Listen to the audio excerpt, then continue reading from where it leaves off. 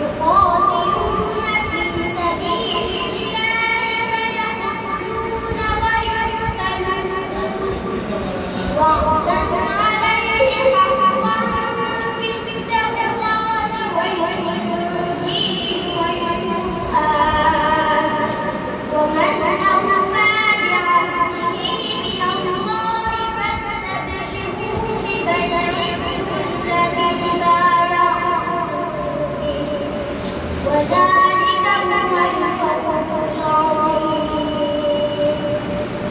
التائبون العابدون الحامدون السائحون الراكعون الساجدون